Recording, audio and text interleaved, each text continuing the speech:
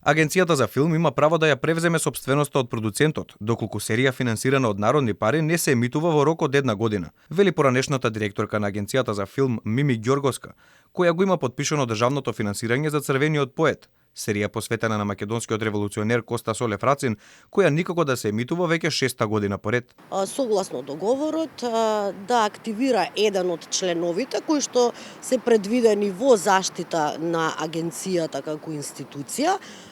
Тоа активирање на тој член од договорот се прави со донесување на одлука на управниот одбор, а тоа значи да ги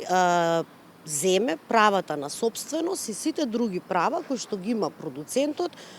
да паднат на агенцијата. Непостапувањето на актуелното раководство на агенцијата ги подгрева сомнежите во јавноста, а пред се во филмската фела, дека серијата намерно се држи во фиока за да се избегнат реакции од бугарскиот државен врв, како што беше случај со филмот Трето полувреме. Поранешната директорка на Агенцијата за филм објаснува дека според договорот, оваа серија може да се емитува на било која телевизија со национална концесија, а доколку продуцентот не успее да се договори, тоа може да го направи и агенцијата. Имајќи ги предвид актуелните состојби и ситуации, имајќи ги предвид договорите кои што ги подпишуваме со соседите во изминативе неколку години,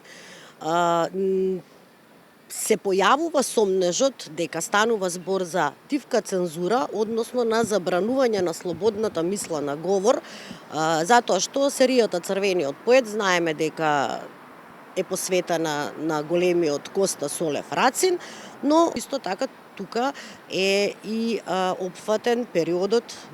на бугарскиот фашистички окупатор. За продукцијата на серијата за Кочо Рацин се потрошени 23 милиони денари, а по промената на власта никако да го види светлото на денот. Институциите си ја префрлаат одговорност. Од Агенцијата за филм велат дека договорот е испочитуван и потрошените народни пари се оправдани само со тоа што продуцентот ја понудил серијата во МРТ, а тие го одбиле. Извори за Алфа од МРТ се сомневаат во искрените намери, бидејќи серијата им била понудена на крајот од годината, кога веќе немаат средства во буџетот и продуцентот не се јавил на други јавни повици. Додека пак од продукцијската куќа ни трага ни глас, продуцентот Владимир Анастасов не е достапен да даде одговори за Алфа и да ги расветли сомнежите на МРТ.